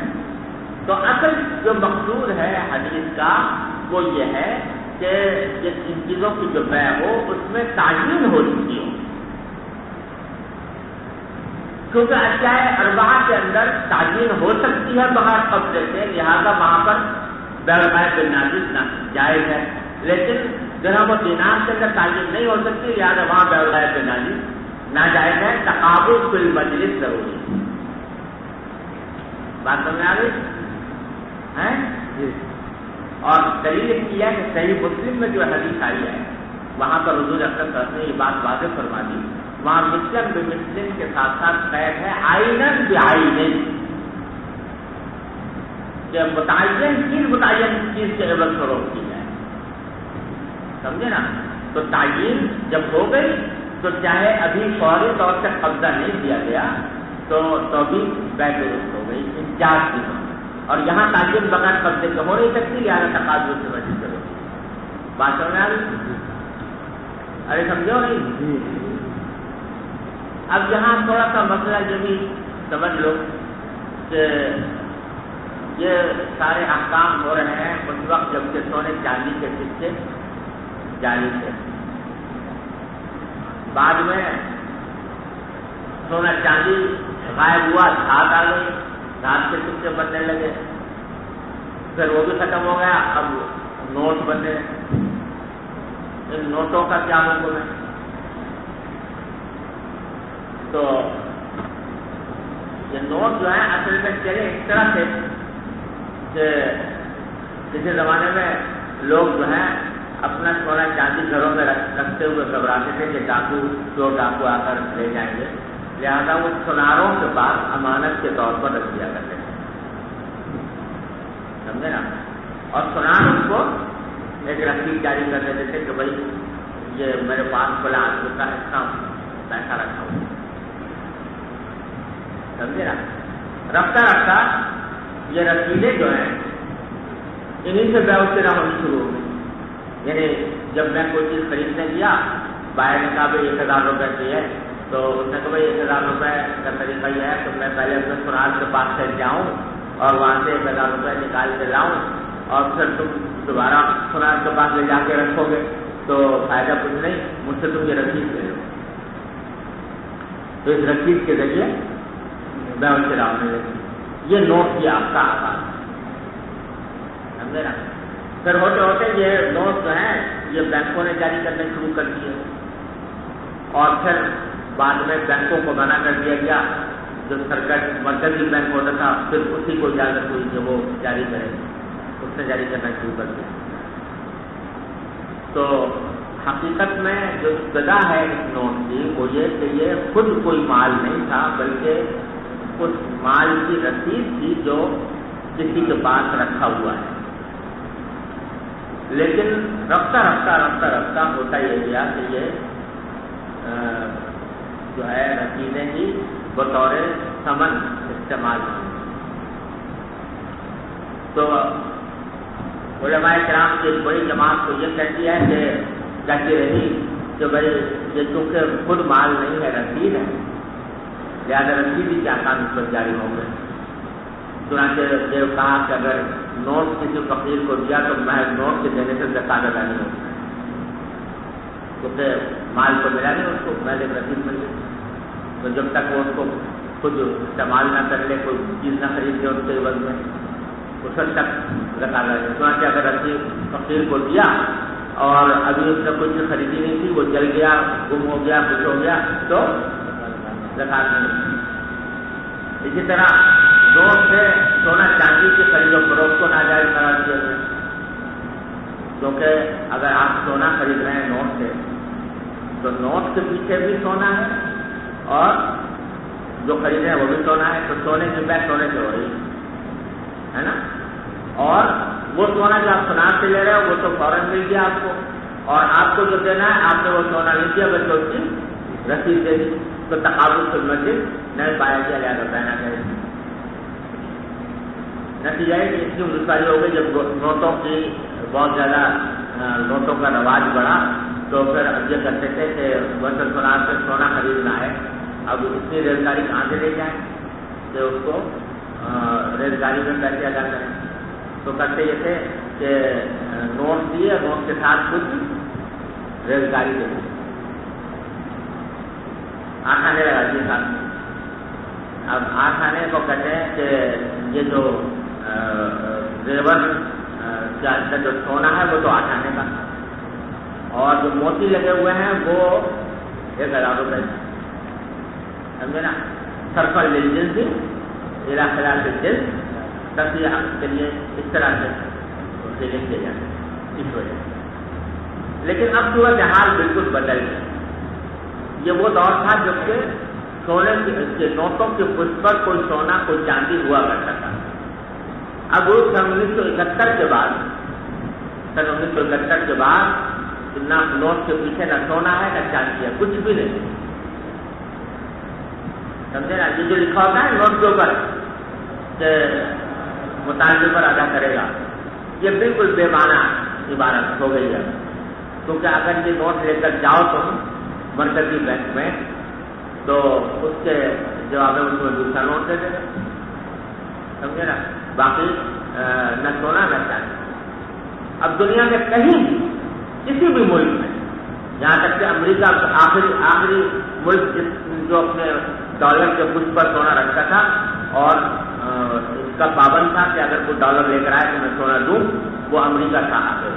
تو 1971 میں اس نے ویژن کی دکھائی کہ میں جو سونا دینے کو تیار ہوں، لہذا 1971 کے بعد خاص طور پر کوئی سونا کوئی چاندی کوئی چیز اس کے پیچھے موجود نہیں۔ سمجھے نا. اب یہ خالص ثمن اعتباری ہے، ثمن اعتباری ہے. جیسے کوئی شخص حدیث فقہاء نے فرمایا کہ کوئی چمڑے کا سکہ جاری کر دے تو وہ ثمن اعتباری بن گیا. جو کاغذ کا سکہ جاری کر دیا یہ ثمن اعتباری بن گیا. تو اب اس کے اوپر احکام ثمن کے جاری ہوں گے. اب علماء عرب تو یہ کہتے ہیں کہ یہ بالکل بعین ہی سونے چاندی کے حکم میں، یعنی جس طرح سونے چاندی میں بیعت ناجائز ہے، بیعت میں تبادل ناجائز ہے، اسی طریقے سے ان میں بھی تفاضل ناجائز ہے بیعت ہونے کی وجہ سے. تقابل بھی ضروری مسجد اور جو ہے تماثل بھی ضروری ہے. میرا خیال یہ ہے کہ یہ اس کو بالکل سونے چاندی کے برابر نہیں قرار دیا جا سکتا، کیونکہ یہ ثمن حقیقی نہیں ہے بلکہ ثمن اعتباری ہے. لہٰذا اس کے احکام خلوص کے ہیں. لہٰذا خلوص کے ہونے کے اعتبار سے ان میں تفاضل تو ناجائز ہے، تفاضل ناجائز ہے. البتہ تقابل فی المجلس ضروری نہیں. ایک جانب سے قبضہ ہو جائے تو کافی ہے تاکہ بیعۃ بالکالی لازم نہ آئے. لہٰذا مثلا اگر کوئی شخص پاکستانی روپے سے سعودی ریال خرید رہا ہے تو یہ ہو سکتا ہے کہ وہ پاکستانی روپیہ آج دے اور سعودی ریال 10 دن کے بعد میں، سمجھے نا. لیکن بشرطے کہ ایک جانب سے قبضہ ہو جائے، کیونکہ اگر ایک جانب سے قبضہ نہیں ہوگا تو بیعۃ بالکالی لازم آ جائے گی، جائز نہیں. اس واسطے ایک طرف سے قبضہ ہو جائے تو پھر کافی ہے. دوسری جانب ایسا یہ جو سامان جو روپیہ بھیجتے ہیں نا ایک ملک سے دوسرے ملک، تو اس میں یہی ہوتا ہے کہ مثلا سعودی عرب میں کوئی شخص کما رہا ہے، وہ اپنے پیسے کا اپنے گھر بھیجنا چاہتا ہے تو ریال اس نے کسی کو دیے کہ تم مجھے ریال لے لو اور میرے گھر میں پاکستانی روپے کتنے دے دینا. تو وہاں جو وہ ریال دے رہا ہے اس پر قبضہ اس وقت اس نے کر لیا، اور دوسری جانب کے اوپر قبضہ جو ہے بعد میں پاکستان میں ہوگا. تو یہ بیع ہے ریال کی پاکستانی روپے سے، اور اس میں تقابل کی مسجد ضروری نہیں ہے. بات سمجھ میں آ گئی؟ چلو صحیح سوال. تو یہ جو دکان سے ہم کھلے پیسے لینے جاتے ہیں، جیسے مثلاً 100 روپے کا ہمارے پاس نوٹ ہے، دکان والے کو کہا ہمیں کھلے پیسے دے دو، وہ کہتے ہیں ابھی 90 روپے ابھی لے لو، 10 روپے بعد میں لے لینا، میرے پاس ہے نہیں. تو اس کے بارے میں سنا تھا کہ یہ سود ہو جاتا ہے، اس کی کیا حقیقت ہے؟ نہیں، یہ اس وقت کی بات ہے جب سونا چاندی چلتے ہیں. وہی بات ہے کہ اگر اس کو سونا چاندی کے حکم میں قرار دیا جائے تب تو واقعی بات صحیح ہے کہ 10 پیسے اگر وہ بعد میں دینے کو کہہ رہا ہے تو جائز نہیں ہے. لیکن جو میں بات کہہ رہا ہوں اس کی روح سے یہ کیا ہے، یہ بیع شرط نہیں.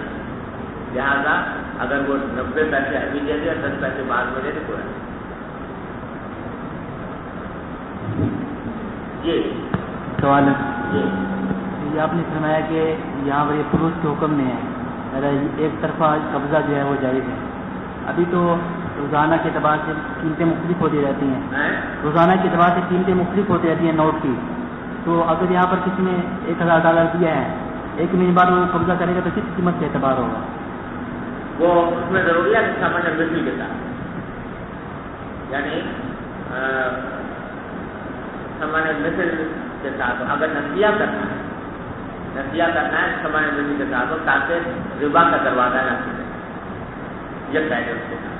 تو مثلا آج ڈالر دے رہا ہے، 1 مہینے کے بعد پاکستانی روپے دے گا، تو اس صورت میں ضروری ہے کہ جو نرخ متعین کیا جائے وہ ہے جو آج کا. جی سر جی سوال ہے. جی تو دیہاتوں کے اندر عام طور پہ یہ ہوتا ہے کہ آٹا جو ہے وہ دکانوں پہ نہیں ملتا. ابھی ایک گھر والوں کے پاس آٹا جب ختم ہوتا ہے تو وہ ہمسایوں سے 2 کلو یا 3 کلو آٹا جو ہے لے لیتے ہیں. اس بار کہ جب ہمارا آٹا چکی سے واپس آئے گا تو ہم آپ کا یہ آٹا واپس کر دیں گے. آیا اس طرح کرنا چاہیں جائے یہ بیع نہیں ہے، یہ استقرار ہے، ادھار لینا. یہ جو ممانعات آ رہی ہے نا جس میں نسیہ حرام ہے، یہ وہ ہے جب کہ بیع کی جا رہی ہے. اور یہ جو لیا جاتا ہے یہ کیا ہے؟ ادھار ہے، قرض ہے، اور قرض لینا جائز ہے. فرق کیا ہے دونوں میں یہ ذرا سمجھ لو. کوئی کہے کہ بھائی صرف لفظی فرق ہو گیا تو وہ بے کر رہا ہے کہ میں 1-2 کلو آٹے کی بے 2 کلو سے کر رہا ہوں اور 3 دن کے بعد میں تمہیں دوں گا، یہ بے کا کوئی ناجائز ہوئی. لیکن 2 کلو آٹا لے لیا قرض اور 3 دن کے بعد پھر واپس کرے تو یہ ادھار ہے اور جائز ہے. دونوں میں فرق سمجھ لو یہ ہے کہ جیسا بھی میں نے عرض کیا بے معجل جو ہوتی ہے اس میں اجل عقد کے اندر شرط ہوتی ہے، لہذا جب تک اجل نہ آ جائے تو صاحب حق کو حق کا مطالبہ جائز نہیں، بخلاف قرض کے کہ قرض جو ہوتا ہے وہ معجل بالتعجیل نہیں ہوتا. حنفیہ شافعیہ حنابلہ تینوں اس پر متفق ہیں کہ قرض کے اندر تعجیل نہیں ہوتی. کیا مانا کہ اگر کسی سے آپ نے کوئی چیز ادھار لی ہے اور آپ نے یہ کہا کہ 1 مہینے کے بعد میں دوں گا تو اگرچہ 1 مہینے بعد آپ نے دینا باہر وہ راضی بھی ہو گیا لیکن کہیں اگر وہ پہنچ جائے نہیں میں بھی 2 بجے تو مطالبہ کر سکتے. تو اس میں اجل شرط نہیں ہوتی. یہ فرق ہے بے میں اور قرض میں. لہذا بے تو ناجائز ہے آٹے کے ساتھ نفیتاً، لیکن قرض اگر ادھار لیا ہے کہ 2 کلو آٹا میں نے آج قرض لے لیا اور پھر میں جب 2 دن بعد 3 دن بعد اس کو واپس کروں گا تو یہ چاہیے. سمجھ گیا؟ چلے صحیح سوال. سمن کے بارے میں ہم نے قاعدہ پڑھا کہ وہ متعین کرنے سے متعین نہیں ہوتا، لہٰذا اگر یہ سمن کوئی کسی کے پاس امانت رکھوا دے تو وہ اسے استعمال کر لے اور اس کے بدلے دوسرے نوٹ وہ اس کو دے دیں، اس سے کوئی اثر پڑے گا؟ فرق پڑتا ہے. تو جو ہم نے کہا کہ اسمان متعین بالتعین نہیں ہوتے، یہ ابھی بتایا تھا کہ جب قبضہ کر لیا تو متعین ہو گیا. تو جب امانت رکھنے والے نے مودع نے قبضہ کر لیا اس کے اوپر تو اب وہ متعین ہو گیا، اور جب متعین ہو گیا تو انہیں کو رکھنا ضروری ہے. الا یہ کہ وہ اجازت دے دیں کہ بھائی اس کے بدلے میں آپ دوسرے نوٹ بھی دے سکتے ہو، آپ کو استعمال کر سکتے ہو. اگر وہ خود استعمال کرنے کی اجازت دے دی اسے تو وہ امانت سے قرض کی طرف منتقل ہو گیا اور اب وہ مضمون ہو گیا. اگر چوری ہوئے ہلاک ہوئے تو اس کی ذمہ داری ہوگی. چلے صحیح سوال. ارے یار چھوڑو سب سوال کیا ہے سوال؟ یہ بسوں کے کنڈکٹروں کو روزگاری کی ضرورت پڑتی ہے. بسوں کے ڈنڈے بسوں کے کنڈکٹر جو ہوتے ہیں پیسنجر گاڑی ان کے جو ان کو روزگاری کی ضرورت پڑتی ہے تو وہ نوٹ دے کر جو روزگاری وصول کرتے ہیں، اس میں 1 آدھ پیسہ کم لیتے ہیں. اگر وہ ایسا نہیں کرتے ان کا اپنا بہت نقصان ہوتا ہے. نہیں ہو آرام ہے. اگر وہ اس طرح آپ اس کے اندر شرط لگا کر کریں گے تو حرام ہے. لیکن کوئی آدمی ویسے چھوڑ دے آپ اس کے اندر شرط نہ ہو، اس نے کبھی 10 روپے سے 10 روپے ہی دوں گا تمہیں لیکن اس میں میرے پاس پیسے نہیں ہیں، اس نے چلو کوئی بات نہیں ہے تو کوئی بات نہیں. لیکن آپ اس کے اندر شرط لگا کر اگر کرے گا تو نہ جائے. چلو باب الدينار بالدينار نساء وبه قال حدثنا علي بن عبد الله قال حدثنا زهاق بن مخلد قال حدثنا ابن جريج قال اخبرني عمرو بن دينار ان ابا صالح الزيات اخبره انه سمع ابا سعيد الخدري رضي الله تعالى عنه يقول الدينار بالدينار والدرهم بالدرهم فقلت له فإن ابن عباس لا يقوله. فقال ابو سعيد سألته فقلت سمعته من النبي صلى الله عليه وسلم او وجدته في كتاب الله. فقال كل ذلك لا اقول وانتم اعلم برسول الله صلى الله عليه وسلم مني ولكن اخبرني اسامة ان النبي صلى الله عليه وسلم قال لا ربا الا في النصيحة. قال ابو عبد الله سمعت سليمان بن حرب يقول لا ربا الا في النصيحة. قال هذا عندنا في الذهب بالورق بالحنطة بشعير متفاضلا لا باس به جدا بيد ولا خير فيه نصيحة. یہ ابو صالح زیات فرماتے ہیں کہ انہوں نے ابو سعید خدری رضی اللہ عنہ کو سنا تو یہ کہتے تھے کہ الدینار بالدینار والدرہم بالدرہم، یعنی وہ کہتے تھے کہ 1 دینار کے بدلے میں 1 دینار ہی لیا جا سکتا ہے، درہم کے بدلے میں 1 درہم ہی لیا جا سکتا ہے، آگے پیچھے نہیں کر سکتے. فقلت له تو میں ان سے کہا فإن ابن عباس لا يقول،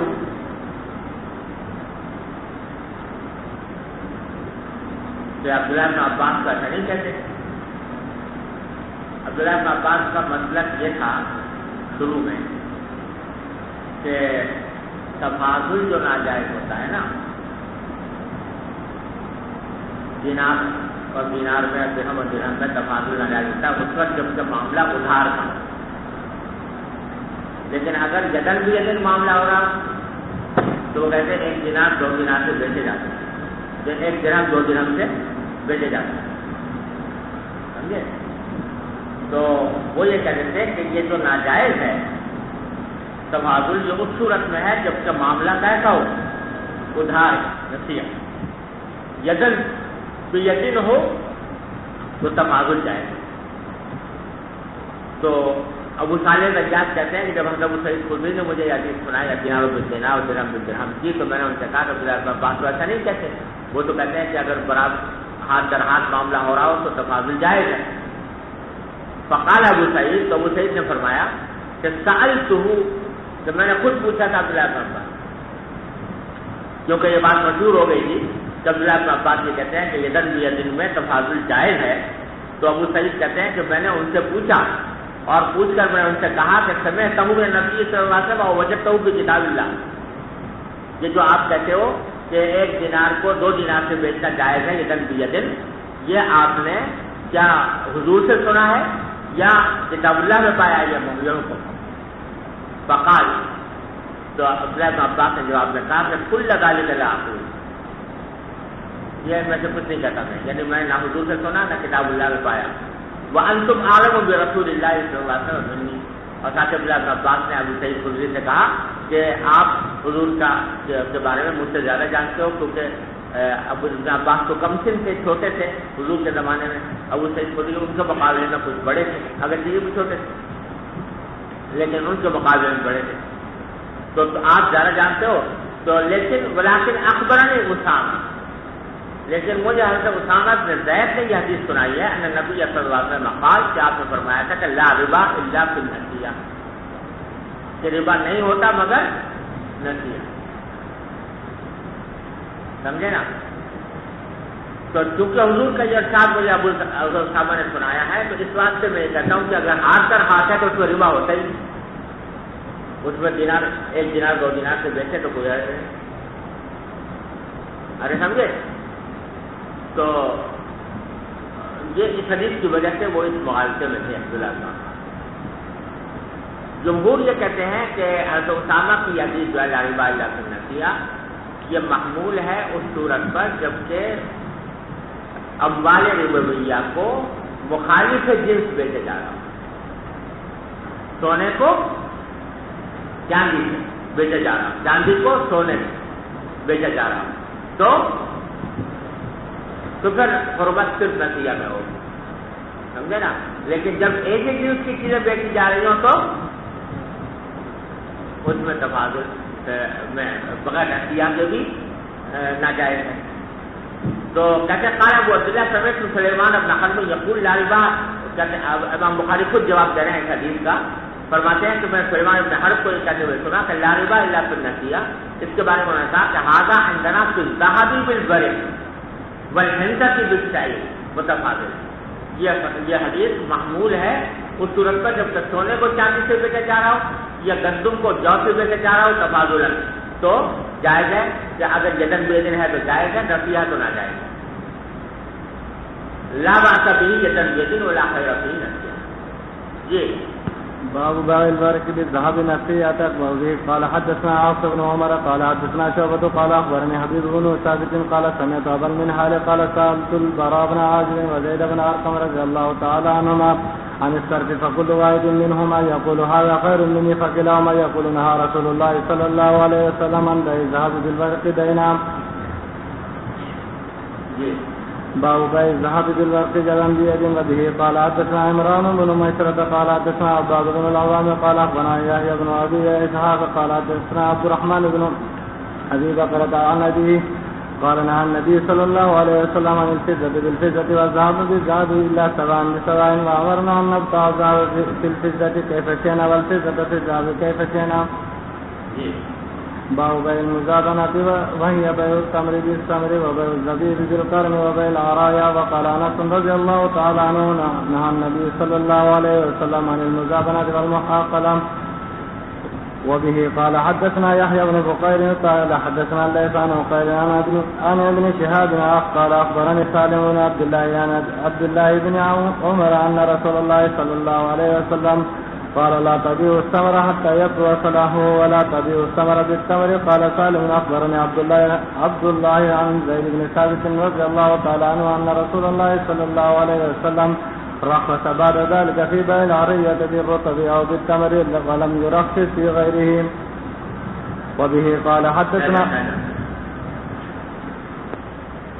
اب یہ مزابنہ جس کا ذکر پہلے بھی آیا تھا، لیکن یہاں مستقل باب قائم کر کے اس کے مفصل حکم بیان کرنا چاہتے ہیں. تو یہ مسئلہ یہ تو پہلے گزر ہی گیا کہ مزابنہ کے معنی کیا ہے کہ درخت پر لگی ہوئی کھجوروں کو کائیں سے بیچنا، کٹی ہوئی کھجور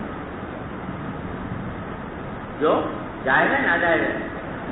کیوں ناجائز ہے؟ مجازفت ہونے کی وجہ سے. ٹھیک ہے. البتہ جہاں رسول کریم صلی اللہ علیہ وسلم سے مزابنہ کی حرمت منقول ہے، وہیں آپ سے عرایا کی اجازت بھی منقول ہے. تو مزابنہ تو ناجائز ہے لیکن عرایا جائز. متعدد حدیثیں آ رہی ہیں، ان سب میں یہ صورت حال ہے. اب عرایا کا کیا مطلب ہے؟ اس کی تفصیل میں 4 ائمہ ہیں ہمارے، چاروں ائمہ اربعہ، ان میں سے ہر ایک نے الگ راستہ کیا. تفصیل ہر ایک نے الگ تفصیل. امام شافعی رحمۃ اللہ علیہ یہ فرماتے ہیں کہ عرایا کے معنی یہ ہے کہ وہ بعینی بیع مزابنہ ہے. البتہ اگر 5 وسق سے کم میں ہو تو عرایا، 5 وسق سے زیادہ میں ہو تو مزابنہ. لہٰذا کہتے ہیں اگر 5 وسق سے کم میں عرایا ہو رہی ہے، 5 وسق سے کم میں اگر مزابنہ کی بیع ہو رہی ہے تو وہ عرایا میں داخل ہو کر جائے. کائنم من کان، جو چاہے کرے. سمجھے؟ 4 وسق کھجوریں میرے پاس ہیں، یہاں رکھی ہوئی ہیں کٹی ہوئی، اور میں وہ دے کر اور کسی درخت کی پوری کھجوریں خرید لوں، جائے گا میرے لیے. چاہے میں امیر ہوں، چاہے غریب ہوں، چاہے کچھ ہو، اس سے کوئی تعلق نہیں. وہ ان کے ذکر آیا کہ تفصیل کیا ہے؟ بیع المزابنہ فیما دون 5. سمجھ گئے؟ اچھا، باقی تینوں ائمہ یعنی امام مالک، امام ابو حنیفہ، امام احمد بن حنبل، تینوں یہ کہتے ہیں کہ عرایا جمع ہے عریہ. عریہ کے معنی ہوتے ہیں عطیہ، اور لغت میں عریہ جو ہے کہا جاتا ہے اس کو کہ کوئی نخلستان کا مالک ہے تو وہ اپنا ایک درخت جو ہے وہ کسی غریب آدمی کو دے دیتا ہے کہ بھائی دیکھو یہ اس درخت پر جتنی کھجوریں آئیں گی وہ تمہاری. اس کو کہتے ہیں عریہ. سمجھ گئے؟ اس کو عریہ کہتے ہیں. یہ تفصیل سب تینوں ائمہ مانتے ہیں، امام ابو حنیفہ بھی، امام مالک بھی، امام احمد بن حنبل. عریہ اس کو کہتے ہیں کہ کوئی نخلستان کا مالک اپنے نخلستان میں سے کوئی درخت کسی غریب آدمی کو کیا کر دے؟ کیا کر دے؟ وہ اس کو دے دے کہ تم اس کا جو کچھ پھیلائے گا وہ تمہارا ہوگا. یہ تفصیل سب تینوں کے نزدیک متفق ہے. لیکن بیع العرایا یا جو عرایا کو جو مستثنیٰ کیا گیا مزابنہ سے، اس کی کیا صورت ہے؟ اس میں پھر تینوں کا اختلاف ہوگا. امام احمد بن حنبل رحمۃ اللہ علیہ اس کی صورت بیان کرتے ہیں کہ دیکھو بھائی، ایک نخلستان والے نے زید کو اپنا ایک درخت دے دیا کہ بھائی اس پر جو کچھ کھجور آئیں گے تمہاری، تم کھانا. اب جس وقت اس نے یہ درخت دیا ابھی کھجوریں پکی نہیں، درخت پہ لگی ہوئی جی. اب وہ غریب آدمی جو ہے وہ کہتا ہے یار 2-3 مہینے انتظار کروں گا اس درخت کا تو میرے بچے تو بھوکے مر جائیں گے، مجھے تو اب پیٹ بھرنے کو کچھ چاہیے.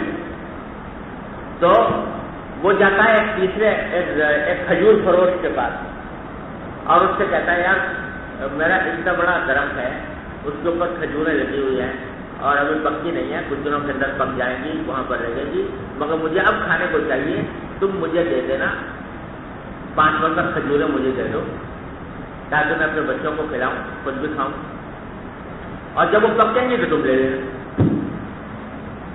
سمجھے؟ تو وہ بیچارہ وہ کھجور فروش جو ہے وہ کہتا ہے کہ ٹھیک ہے لے جاؤ 5 وقت کھجوریں اور اس میں جب لگیں گی تو میں اتار لوں گا. یہ کیا ہوا کہ یہ جو ہوتا ہے نا یہ موہوب لہو جس کو عطیہ دیا گیا تھا اس کو مہرا لہو بھی کہتے ہیں، موہوب لہو بھی کہتے ہیں. یہ غریب آدمی جس کو کہ وہ درخت دیا گیا تھا، یہ موہوب لہو اپنے موہوب کھجور کو بیچتا ہے کس پر؟ تیسرے آدمی غیر وارث پر، تاکہ اس کو تازہ کھجوریں مل جائیں اپنے وقتی استعمال کے لیے، اور جس سے خریدا ہے وہ جا کر وہاں سے لے لے. یہ کہتے ہیں کون؟ امام احمد بن حنبل یہ تفسیر کرتے ہیں رائے. تو حضور اقدس صلی اللہ علیہ وسلم میں اس کی اجازت دی تو 5 وقت کے حد تک جائے ایسا کرنا. اگرچہ یہ ہے تو کیا یہ عقد ہوا کیا؟ مداونہ ہوا نا، مداونہ ناجائز تھا، لیکن نبی کریم صلی اللہ علیہ وسلم نے حاجت مندوں کی حاجت کے پیش نظر آپ نے 5 وقت کی حد تک اس عقد کو جائز کیا. سمجھ گئے؟ یہ کس کی تفسیر ہوئی؟ امام مالک اس کی تفسیر یہ کرتے ہیں، وہ یہ کہتے ہیں کہ دیکھو بات تو یہی ہے کہ نخلستان کے مالک نے زید کو دے دیا تھا ایک درخت کہ اس کی کھجوریں تمہاری، ٹھیک. اب وہ جناب کھجوریں پک بھی گئی، تیار بھی ہو گئی، اور اس زمانے میں خاص طور پر نخلستان کے جو مالک ہوتے تھے وہ ان کا دستور یہ تھا کہ جب کھجوریں پکتی تھیں تو وہ اپنے اہل و عیال کو لے کر باغ میں جا کر ٹھہر جاتے تھے تاکہ وہیں پر کھائیں گے، وہیں پر کھائیں گے، ذرا رنگ رلیاں منائیں گے. سمجھے نا؟ تو سارے جو گھر والے ہیں ان کو لے کے وہاں جا کر وہ ٹھہر جاتا تھا، پکنک مناتے تھے اور کھاتے تھے اور پیتے تھے اور کھیلتے تھے. سمجھے نا؟ اب جب بچوں کو لے کے گیا اور وہاں پر ٹھہر گیا تو اب وہ درخت کھڑا ہے جس جو فقیر کو دیا تھا، وہ ملا جی روز آتے ہیں اور صبح شام آ کے وہ اس کو کھجور کو توڑنے کے لیے وہاں پر داخل ہوتے ہیں. اب وہ کباب میں ہڈی، یعنی وہ جو اپنے سارے گھر والوں کو لے کر گیا تھا کہ تفریح کے موڈ میں تھا تو وہ آ کر بیچ میں وہ کباب میں ہڈی بنتا ہے، اس کے واسطے رکاوٹ بنتا ہے. تو وہ کہتا ہے وہ مالک نخلستان یہ کہتا ہے کہ یار میری جان چھوڑ، یہ جو کھجوریں لگی ہوئی ہیں یہ تجھے میں نے دے دی تھی، اس کے بدلے یہ لے جا تو میرے سے کٹی ہوئی کھجوریں، اور یہ آنا جانا چھوڑ دے. سمجھے نا؟ آنا جانا چھوڑ دے، اس کے بجائے یہ کیا کر یہ کٹی ہوئی کھجوریں تجھے لے لیتا ہوں، بس یہ لے جا اور وہ پھر ہم متاثر رہیں گے وہاں. تو مان لیتا ہے. تو یہ بیع کس طرح ہوئی کہ مالک تو تھا وہ فقیر، اس کا کہے کا کھجور کے درخت کے اوپر جو کھجور لگی ہوئی تھی ان کا، تو اس نے وہ کھجوریں بیچ دی. کیسے؟ کٹی کھجور. کس کو بیچی؟ خود واحد کو بیچی. امام احمد کیا کہہ رہے تھے؟ غیر واحد کو بیچی. امام مالک کہتے ہیں خود واحد کو بیچی، اور واحد کو بیچی تو یہ کیا ہوئی؟ کیا عقد ہوا؟ یہ مداونہ. لیکن یہ اصل میں تو ناجائز تھا، لیکن اس ضرورت کے تحت نبی کریم صلی اللہ علیہ وسلم نے اس کو مسلسل کر دیا کہ 5 وسق کے حد تک اگر ہو تو جائے. سمجھ گیا بھائی؟ یہ تفسیر ہے امام مالک رحمۃ اللہ. امام ابو حنیفہ رحمۃ اللہ فرماتے ہیں کہ تفسیر تو یہی ہے جو کچھ امام مالک نے کہی، لیکن اس کو بے کہنا غلط. بے نہیں ہے، یہ صورتاً بے ہے، حقیقتاً بے نہیں. سمجھے؟ کیوں؟ اس لیے کہ جب مالک نخلستان نے یہ کہا تھا کہ اس درخت پر لگی ہوئی کھجوریں اے فقیر تیری ہیں، تو ہبا ہوا. لیکن ہبا کے کام ہونے کے لیے ضروری ہے کہ موہوب لہو اس پر قبضہ کرے. تو قبضہ ابھی نہیں ہوا تو ہبا کام نہیں ہوا. جب ہبا کام نہیں ہوا تو مالک نہیں بنا. جب مالک نہیں بنا تو بے کیسے کرے گا؟ سمجھے نا؟ تو بے نہیں ہے یہ، بلکہ کیا ہے کہ واہب جو ہے اپنے ہبا سے رجوع کر کے اس کے بدلے میں دوسری موہوب چیز دے رہا ہے. سمجھے نا؟ وہ کہتا ہے میں وہ جو کٹی ہوئی کھجوریں، وہ لگی ہوئی کھجوریں تھی، میں نے تم کو ہبا کی تھی، اب میں وہ کرتا ہوں واپس، اس کے بدلے میں تمہیں کٹی ہوئی کھجوریں دے دیتا ہوں. تو بے کچھ نہیں ہے، یہ استبدال الموہوب بموہوب آخر، ایک موہوب کے بدلے میں دوسرا موہوب دے دیا، قبضے سے بے. لہذا بے ہے ہی. جب بے نہیں تو یہ مزابنہ نہیں ہے. لیکن کیونکہ صورت مزابنہ کی تھی، صورت بے کی تھی، لہذا بعض روایتوں میں اس کو بے سے تعبیر کر دیا گیا. اور کیونکہ صورت مزابنہ کی تھی، اس واسطے اس بات کا اندیشہ تھا کہ جب نبی کریم صلی اللہ علیہ وسلم نے مزابنہ کا حکم بیان فرمایا کہ ناجائز ہے، تو کہیں ایسا نہ ہو کہ لوگ اس عرایا کے تبادلے کو بھی ناجائز سمجھ رہے. اس واسطے آپ کو اس کو مستثنیٰ کر دیا. یہ استثناء بھی متصل نہیں ہے، منقطع ہے، ایک شبے کے ازالے کے لیے کیا گیا تاکہ لوگ صورتاً اس بے کو بھی مزابنہ سمجھ کر ناجائز نہ سمجھنے لگے. اس واسطے آپ کو استثناء کر کے اس کو الگ سمجھ میں آ گئی بات. یہ ہے امام ابو حنیفہ رحمۃ اللہ کا کام. اور دلیل یہ ہے جواب ہے اس تفسیر کی کہ دیکھو جہاں تک امام شافعی کا کہنے کا تعلق ہے کہ جب بھی مزابنہ ہوگا معدونہ قبضہ کے اوسط تو وہ جائز ہوگا. تو اس کی کوئی دلیل نہیں. عرایا کا لفظ جو ہے مزابنہ کے لیے کہاں استعمال ہوتا ہے، کون سی لغت میں ہوتا ہے، کہیں اس کا ذکر فکر نہیں. اور ربا کے معاملے میں کمی بیشی سے کوئی فرق نہیں پڑتا. ایک پیسہ سود لو وہ بھی حرام، اور 1000 لو تو وہ بھی حرام. تو 5 وسق میں کرو یا 5 وسق سے کم میں کرو، ربا کے معاملے میں کوئی فرق نہیں پڑتا. اس واسطے یہ بات جو ہے شافعیہ کی سمجھ میں نہیں آئی. سمجھے؟ اور جہاں تک تعلق عاریہ کی تفسیر کا، تو امام مالک نے تفسیر کی. امام مالک جو ہے عالم بعلم اہل المدینہ. اور یہ عرایا کا معاملہ ہوتا کہاں تھا؟ مدینہ. اور مدینہ منورہ میں لغت کے اندر معروف ہے کہ عاریہ کو کہتے ہیں کہ نقلہ ہبا کر دیا. اور شاعروں نے بھی اس کا ذکر کیا ہے، مشہور سے سنا ہوگا آپ نے. لیسر بصنحاء ولا مرجبیۃ ولکن عرایا فی سنین الجوائح. اور ابن ثابت انصاری کا شعر ہے کہ انصار کی مدح کرتے ہوئے کہہ رہے ہیں کہ ان کے جو دخلستان ہے نا وہ قحط زدہ بھی نہیں ہوتے، اور یہ اس کے ارد گرد کانٹوں کی باڑ بھی نہیں لگاتے لوگوں کو منع کرنے کے لیے. ولیکن عرایا فی سنین الجوائح، لیکن یہ عرایا کے طور پر اپنے درخت دیتے ہیں جبکہ قحط سالی پڑی ہوتی ہے، اس وقت بھی یہ عرایا کے طور پر اپنے درخت دیتے ہیں. تو عرایا کا لفظ اسی معنی میں شاعر کا استعمال بھی کیا ہے.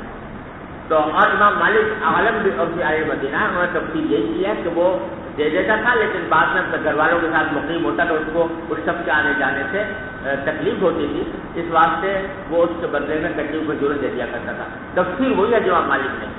البتہ کی فقہی توجیہ میں ہمارا امام مالک سے اختلاف ہے کہ امام مالک کہتے ہیں کہ بے ہے حقیقت، ہم کہتے ہیں بے ہے نہیں، اس واسطے کہ ابھی تک قبضہ اس کا ہوا نہیں، ملک ہوئی نہیں، تو بے کہاں ہے. یہ ہے سمجھ گئے؟ چلو. وبه قال حدثنا عبد الله بن يوسف قال أخبرنا مالك عن نافع عن عبد الله بن عمر رضي الله تعالى عنه وعنهم أن رسول الله صلى الله عليه وسلم نهى عن المزابنة. والمزابنة اشتراء الثمر بالثمر كيلا وبيع الكرم بالزبيب كيلا. وبه قال حدثنا عبد الله بن يوسف قال أخبرنا مالك عن داود بن الحسين عن أبي سفيان مولى بن أبي أحمد عن أبي سعيد الخدري رضي الله تعالى عنه وعنهم أن رسول الله صلى الله عليه وسلم نهى عن المزابنة والمحاكلة والمزابنة اشتراء الثمر بالثمر في رؤوس النخل. محاکلہ یہی عقل جو مداورہ کہتا ہے، وہ اگر کھیتوں میں ہو تو محاکلہ، سبزیاں اگی ہوئی ہیں کھیت کے اندر تو اس سبزیوں کے بدلے میں کٹی ہوئی سبزی دینا. جی. وبه قال حدثنا مسدد قال حدثنا ابو معاوية عن الشيباني عن إكرمة عن ابن عباس رضي الله تعالى عنه وعنهما قال نهى النبي صلى الله عليه وسلم عن المحاقلة والمزابنة. وبه قال حدثنا عبد الله بن مسلمة قال حدثنا مالك عن نافع عن ابن عمر عن زيد بن ثابت رضي الله تعالى عنه وعنهم أن رسول الله صلى الله عليه وسلم رخص لصاحب العرية أن يبيعها بخرصها. باب بيع الثمر على رؤوس النخل بالذهب والفضة. وبه قال حدثنا يحيى بن سليمان قال حدثنا ابن وهب قال أخبرني ابن جريج عن عطاء وابي الزبير عن جابر رضي الله تعالى عنه وعنهم قال نهى النبي صلى الله عليه وسلم عن بيع الثمر حتى يطيب ولا يباع شيء منه إلا بالدينار والدرهم إلا العرايا.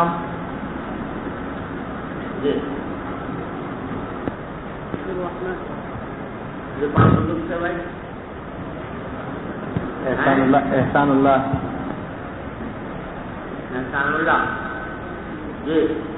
بسم الله الرحمن الرحيم.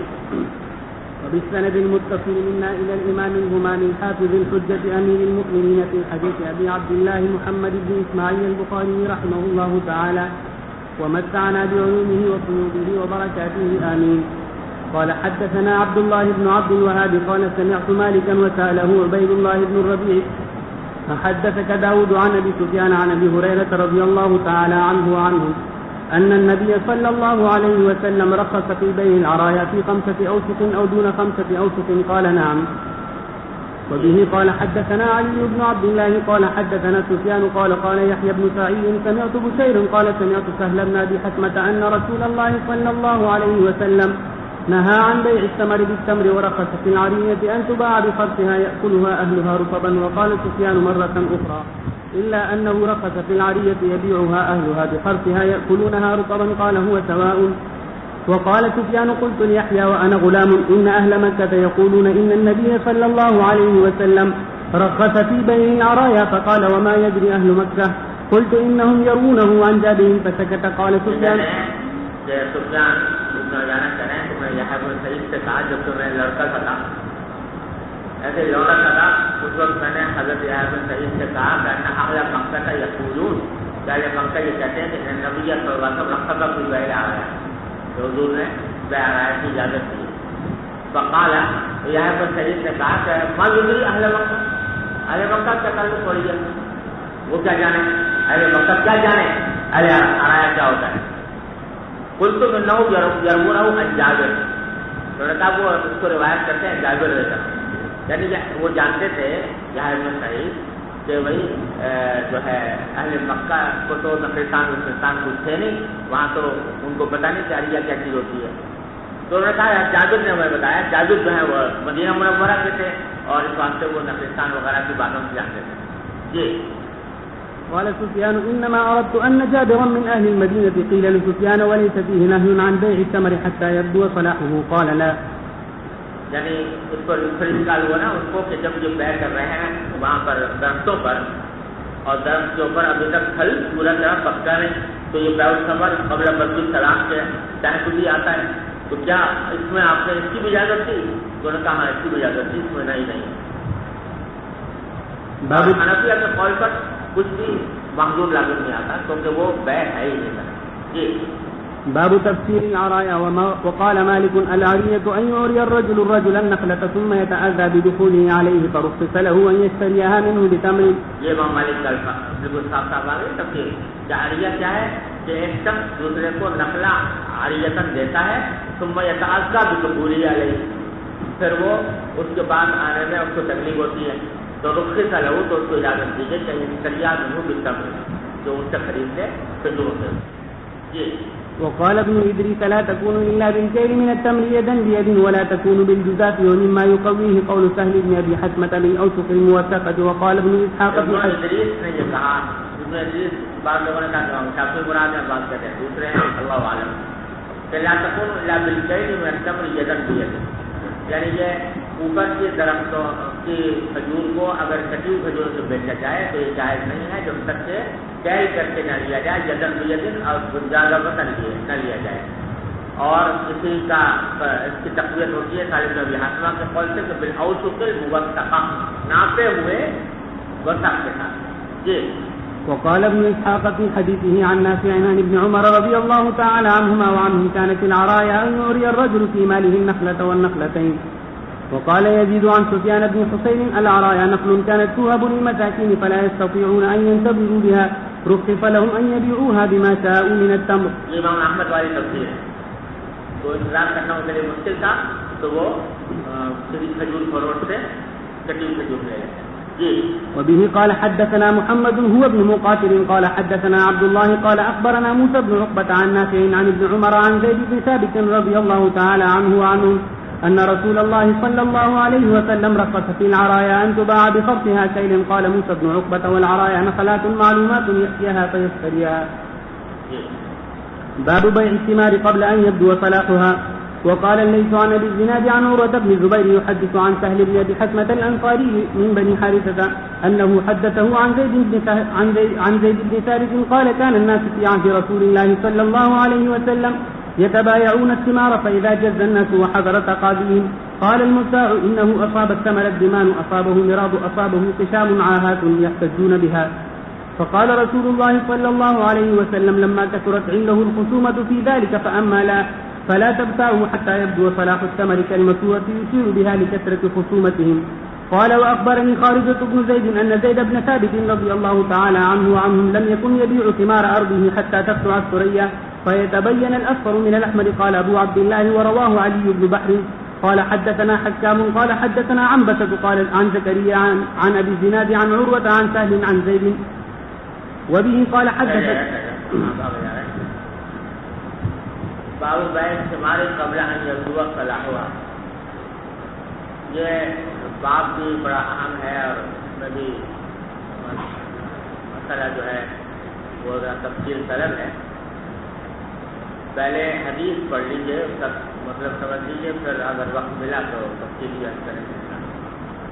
اس میں روایت ہے حضرت سالم بن ابی حتمہ رضی اللہ تعالیٰ عنہ کی جو بنو حارثہ میں تھے, وہ اس کو روایت کر رہے ہیں حضرت بن ثابت سے. حضرت بن ثابت رضی اللہ تعالیٰ عنہ کا یہ ارشاد ہے جو آگے آ رہا ہے. وہ فرماتے ہیں, اور یہ ذہن میں رکھنا کہ حضرت بن ثابت رضی اللہ تعالیٰ عنہ جو ہے کاتب وحی ہیں اور انصاری صحابی ہیں.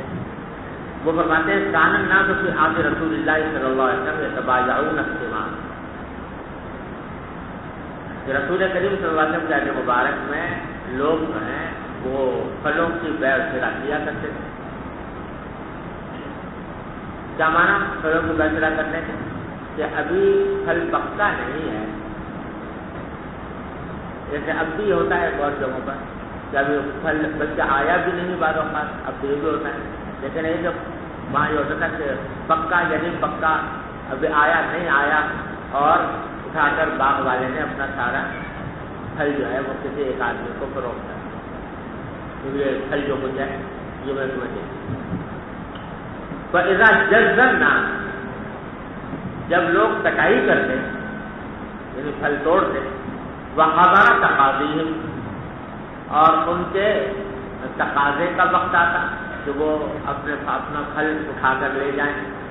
قال المبتاع, تو مشتری کہتا کہ لو اصاب ثمر الدمان, کہ اس پھل کو تو کیڑا لگ گیا. سمجھے نا, دمان یہ ایک بیماری ہوتی ہے جو پھلوں کو لگ جاتی ہے. کیڑا کہہ لو, بات کہتے ہیں کہ اس کے اندر وہ گوبر جیسی ایک چیز پیدا ہو جاتی ہے, اس کو دمان کہتے ہیں. بارہ ایک بیماری, تو مشتری کہتا میں تو باغ خریدا تھا لیکن میرے قبضہ کرنے سے پہلے اس کو دیوان کی بیماری لگ گئی، اصابہ براز، اس کو کوئی اور بیماری ہے تو براز بھی ایک بیماری، اصابہ بشام بھی ایک بیماری کا نام ہے۔ خود کہہ رہے ہیں آحات یحتجون بہا، یہ ایسی آفتیں تھیں جن کی وجہ سے یہ آپس میں جھگڑتے تھے۔ یعنی مشتری کہتا تھا کہ بھائی میں نے تو پیسے پورے دیے تھے تمہارے باغ کے پھل کے، لیکن اب جو کاٹ رہا ہوں تو کاٹنے سے پہلے میرے سارے پھل کو کیڑا لگ گیا، آندھی آ گئی، گر گیا، بیماری لگ گئی، تو مجھے تو پھل بہت کم ملا یا نہیں ملا۔ تو آحات یحتجون بہا، یہ ایسی آفتیں تھیں جن کی وجہ سے وہ آپس میں ایک دوسرے سے جھگڑتے تھے۔ فقال رسول اللہ صلی اللہ علیہ وسلم لما کثرت عنده الخصومۃ فی ذلک، جب حضور اقدس صلی اللہ علیہ وسلم کے سامنے اس معاملے میں جھگڑے بہت زیادہ پہنچنے لگے، ہر ایک جھگڑا لے کے چلا آ رہا ہے کہ جی میں نے باغ خریدا تھا اور مجھے بیماری لگ گئی اور مجھے کچھ نہ ملا، پیسے پورے لے گیا یہ باہر، تو آپ کو فرمایا فإما لا فلا تبتاؤ حتیٰ یبدو صلاحکم، حضور نے فرمایا کہ اگر تم اس کام سے رک نہیں سکتے، اما لا یعنی اگر تم رک نہیں سکتے اس بیع سے جو تم پہلے سے یعنی اس جھگڑوں سے رک نہیں سکتے، جو جھگڑے ہو رہے ہیں اس جھگڑے سے نہیں رک سکتے، فلا تبتاؤ تو خریدو نہیں حتیٰ یبدو صلاح الثمر، جب تک کہ پھل کی صلاحیت ظاہر نہ ہو جائے، یعنی وہ آفات سے محفوظ نہ ہو۔ سمجھے نا؟ آپ نے یہ فرمایا۔ حضرت علی بن ثابت کی تشریح یہ کرتے ہیں کہ کل مشورہ کی یوسیر ہو گیا، آپ نے جو یہ منع فرمایا تھا یہ مشورے کے طور پر تھا، جو آپ نے مشورہ دے رہے تھے ان کو، یعنی نہی تحریم نہیں تھی بلکہ نہی مشورہ تھی، نہی تنزیہ تھی کہ اگر تمہارے جھگڑے ختم نہیں ہوتے تو بھائی کیوں خام خواہ پہلے سے بیچتے ہو، اس وقت بیچو جب کہ پھل محفوظ ہو گیا۔ لکثرت خصومت، یہ آپ نے مشورہ دیا ان کی کثرت سے جھگڑنے کی وجہ سے۔ قال واخبرني خالد بن زید، پھر آگے یہ خالد بن ابی حسمہ کہتے ہیں کہ مجھے حضرت بن ثابت کے صاحبزادے خارجہ بن زید جو مدینہ منورہ کے فقہاء سبعہ میں سے ہیں، خود ان کے بیٹے ہیں حضرت بن ثابت کے، انہوں نے بتایا کہ زید بن ثابت لم یکن یبیع ثمار ارضہ، جب حضرت بن ثابت اپنی زمین کے پھلوں کو بیچتے نہیں تھے حتیٰ تطلع الثریا، جب تک کہ ثریا طلوع نہ ہو جائے۔ ثریا طلوع ہونے کے دو معنی بیان کیے گئے، بعض حضرات نے مراد یہ لیا کہ ثریا ایک خاص ستارے کا نام ہے اور وہ ایک خاص موسم میں طلوع ہوتا ہے، تو مراد ہے وہ موسم جس میں ثریا طلوع ہو جائے، اور وہی موسم ہوتا تھا جس میں سے پھل پکتے تھے، تو یہ مراد ہے۔ اور بعد میں کہا کہ ثریا جو ہے یہ ایک ایسے پھول کا نام ہے کہ جب وہ نکلتا تو پھل جو ہے وہ آفات سے محفوظ ہو جاتا، تو حتیٰ تطلع ثریا کے معنی یہی ہوئے کہ جب ثریا نکل آئے یعنی وہ پھل آفات سے محفوظ ہو جائے تو اس وقت تک وہ بیچتے نہیں۔ فَيَتَبَيَّنَ الْأَصْفَرُ أَصْفَرُ مِنَ الْأَحْمَرِ، اور اس میں پیلا پھل جو ہے وہ سرخ پھل سے مختلف ہے۔ ارے سمجھ گئے؟ یہ ہے حضرت بن ثابت کی حدیث۔ باقی جو مسئلے کی تفصیل ہے وہ اب اس کا وقت نہیں رہا، تو انشاءاللہ زندگی رہی تو کریں۔